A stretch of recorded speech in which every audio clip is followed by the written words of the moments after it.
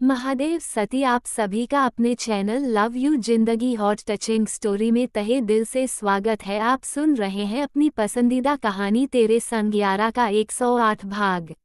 आगे बढ़ने से पहले वीडियो को लाइक और चैनल को सब्सक्राइब करना मत भूलिएगा।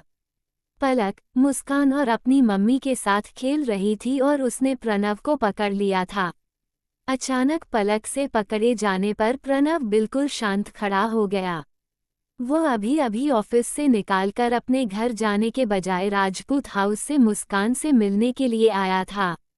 अभिनव जी उसे बाहर ही मिल गए थे और उन्होंने ही बताया कि इस वक्त वह लोग गार्डन में है। सच्चाई जानने के बाद किसी ने भी प्रणव को दोषी नहीं ठहराया था। परीक्षित ने अगर पालक के साथ धोखा किया था तो प्रणव की तो सीधे जान लेनी चाहिए थी। अभी भी प्रणव आगे बढ़कर अपनी जिम्मेदारी उठाना चाहता था। जाने अनजाने में उसने पलक और मुस्कान की जिम्मेदारी उठाई भी थी। वह हालात और परिस्थितियों से कभी भी भाग नहीं रहा था। ये सब चीज़ पूरे परिवार की नज़रों के सामने थी, जिसको वह समझ रहे थे।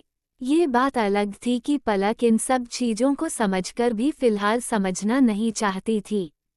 इसी कारण जहां पूरा परिवार यह चाह रहा था कि पलक और प्रणव एक मजबूत रिश्ते में बढ़ जाए, वही पलक ने इस मामले में चुप्पी लगा रखी थी और प्रणव पलक के फैसले का इंतजार कर रहा था।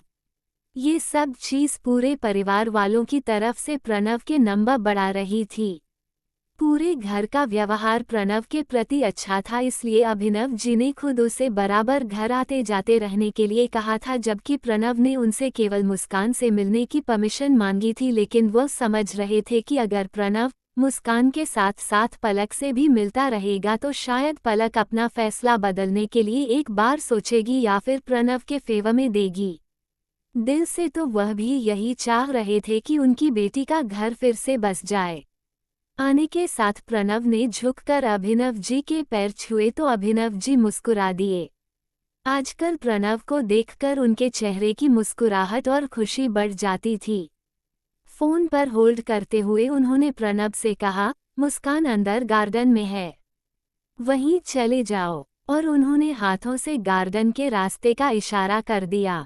फिलहाल उनकी इम्पोर्टेंट कॉल थी, इसलिए वह प्रणव के साथ नहीं गए, पर उन्होंने इशारों में कहा कि मैं तुरंत आता हूँ। प्रणव ने हल्के से सर को हिलाकर उन्हें अपनी बातें कंटिन्यू करने का इशारा किया और खुद गार्डन की तरफ चला आया। प्रणव ने अंदर आगे बढ़ते हुए एक नज़र घर की तरफ अंदर जाती हुई सीढ़ियों की तरफ डाला था। वह जानता था कि पलक का कमरा ऊपर है और पलक अपने कमरे में मौजूद होगी। तेरी यादों के है हर तरफ हुजूम, कितनी रोशन है मेरी तन्हाई। चेहरे पर उदासी की एक लकीर सी खींच गई थी। दिल का एक कोना आज भी 4 साल से बिल्कुल खाली था। न जाने ये कैसे बेचैनी थी, जो कि खत्म होने का नाम ही नहीं ले रही थी, बल्कि हर दिन शिद्दत से बढ़ती ही जाती थी। वह पलक से बात करना चाहता था, लेकिन पलक उसे मौका ही नहीं दे रही थी। वह जब भी मुस्कान से मिलने के लिए घर पर आता था तो पलक अपने कमरे में बंद हो जाती थी। सामने मिलने पर भी उसे इग्नोर करके निकल जाती थी। प्रणव का दिल उदासियों में डूब जाता था। समझ में ही नहीं आता था कि कैसे क्या कहकर पलक को समझाएं। प्रणव ने कई बार कोशिश की थी कि उसे अपने नाकर्दा गुनाह की माफ़ी मांगे, पर पलक इस मैटर पर कुछ सुनना ही नहीं चाहती थी। उसने प्रणव से साफ साफ कह दिया था कि प्लीज़ सर, हम इस बारे में कोई बात नहीं करेंगे। मैं नहीं चाहती कि मुस्कान पर इस बात का कोई असर पड़े।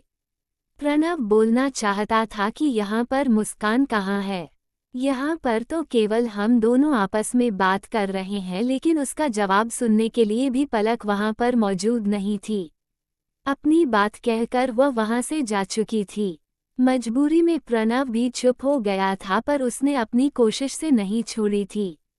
इस वक्त भी वह पलक से भी मिलने आया था, लेकिन जानता था कि उसकी गाड़ी को पलक ने गेट से अगर एंट्री करते हुए भी देखा होगा तो वह सामने नहीं आएगी। लेकिन आज शायद भगवान सहायक थे। गार्डन में कदम रखते ही जिस दुश्मने जां को वह ढूंढ रहा था, उसी दुश्मने जां ने उसे पकड़ लिया था। पहले तो उसे समझ में नहीं आया, लेकिन जब पलक के आंखों पर पट्टी बंदी देखी तो समझ गया कि यह लोग खेल रहे थे।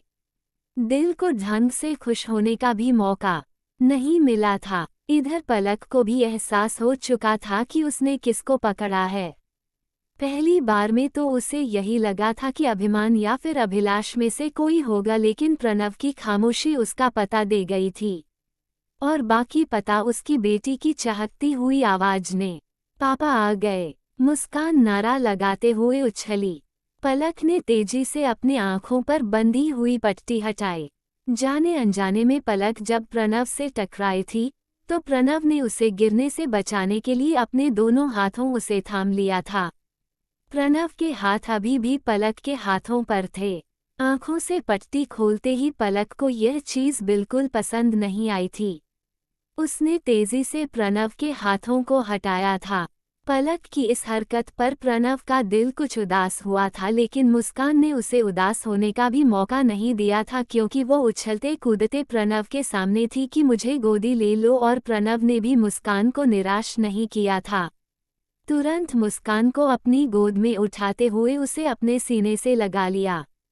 कैसा है मेरा बच्चा? प्रणव ने मुस्कान से पूछा, लेकिन नजरें अभी भी पलक के ऊपर थी, जैसे सवाल मुस्कान के लिए ना होकर पलक के लिए था।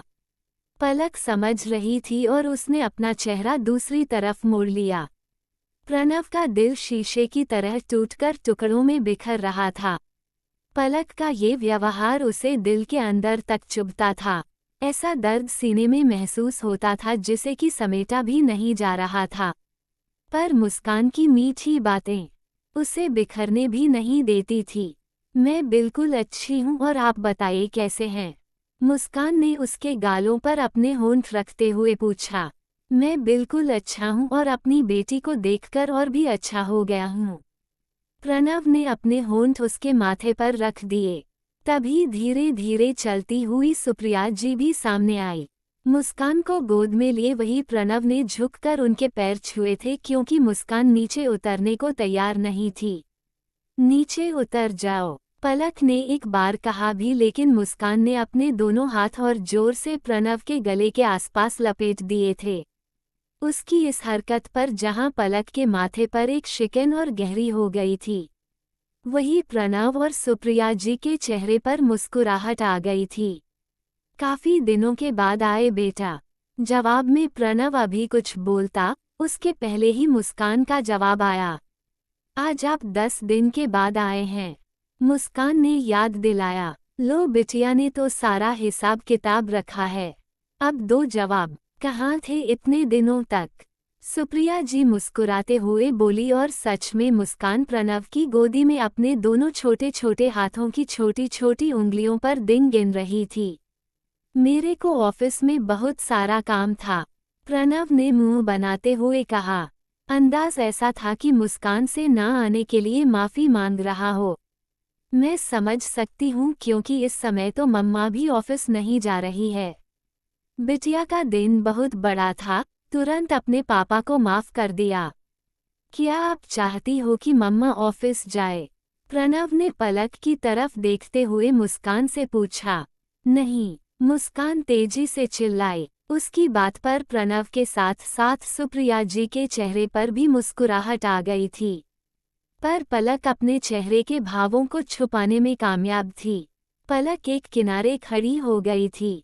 ऐसा ही अक्सर होता था, अपने पापा की मौजूदगी में मुस्कान पलक की मौजूदगी भूल जाती थी। और यही चीज पलक का गुस्सा बढ़ाने के लिए काफी रहती थी। अब पलक को भी वहां खड़ा रहना अच्छा नहीं लग रहा था। तुम लोग बातें करो, मैं आती हूँ। सुप्रिया जी वहां से निकलते हुए बोली।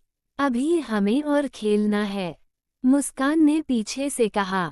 अपने मम्मी पापा के साथ तब तक खेलो, मैं आती हूँ, सुप्रिया जी बोली। वो अंदर प्रणव के लिए नाश्ते की व्यवस्था करने के लिए जा रही थी। मुस्कान ने अब अपने मम्मी पापा की तरफ देखा। चलो मम्मी खेलते हैं। मुस्कान ने प्रणव की गोद में से ही पलक का हाथ पकड़ा। मुझे नहीं खेलना। अपना हाथ छुड़ाकर पलक आगे बढ़ गई। मुस्कान का चेहरा रोने रोने जैसा हो गया था, लेकिन तुरंत ही पलक को अपनी गलती का एहसास हुआ था। 2 कदम आगे बढ़कर ही पलक रुक गई थी। उसने मुस्कान की तरफ देखा। अपने गुस्से में अधिकतर वह मुस्कान को भी दुखी कर देती थी, जिसका उसे हमेशा पछतावा होता था। मेरा कहने का मतलब है कि अब हम बाद में खेल लेंगे। तुम्हारे पापा अभी ऑफिस से आए हैं, कम से कम इन्हें बैठते तो दो। चलो, तुमने ये तो माना कि मैं इसका पापा हूँ। प्रणव ने पलक की बात को बीच में ही कैच करते हुए कहा। आवाज इतनी धीरे थी कि गोद में ली हुई मुस्कान सुन तो सके लेकिन समझ ना सके। मेरे मानने और न मानने से क्या होने वाला है? जो है सो है, पलक ने भी उतनी ही तेजी से जवाब दिया। सब कुछ तो तुम्हारे ऊपर ही डिपेंड करता है, प्रणव ने जैसे याद दिलाया। प्लीज सर, पलक ने प्रणव को आगे बढ़ने से पहले ही रोक दिया था। अरे मैं तो भूल गई, मुस्कान ने बड़ों की तरह अपने सर पर हाथ मारते हुए कहा। पापा आप यहीं बैठो, मैं आपके लिए पानी लेकर आती हूँ। मुस्कान अब प्रणव की गोद से उतर रही थी, लेकिन प्रणव ने उसे नीचे उतरने नहीं दिया। उसकी कोई जरूरत नहीं है, तुम्हारी नानी माँ गई है। मुस्कान की हरकत समझकर पलक बोली, लेकिन पलक की बात पर मुस्कान का मुंह बन गया था। मुझे कोई प्यास नहीं लगी बेटा, मैं तो बस आपसे बात करने आया हूँ। प्रणव ने तुरंत अपनी बेटी को मनाया। मुस्कान, अंदर से सुप्रिया जी की आवाज आई थी। आप यहीं रहो पापा, मैं नानी माँ के साथ आपके लिए पानी लेकर आती हूँ। मुस्कान तेजी से प्रणव की गोद से उतरकर अंदर की तरफ दौड़ चली। अब गार्डन में केवल प्रणव और पलक ही बच गए थे। पलक जाने को सोच रही थी, लेकिन प्रणव को यहाँ अकेले खड़ा छोड़कर जाते हुए भी शायद अच्छा नहीं लग रहा था। और यही प्रणव ने भी आमने सामने बात करने के लिए सोच लिया था। शायद इससे अच्छा मौका अब उसे मिलने वाला नहीं था। कुछ देर तक तो दोनों तरफ से खामोशियां थी, पर इन खामोशियों में भी बहुत कुछ छुपा था।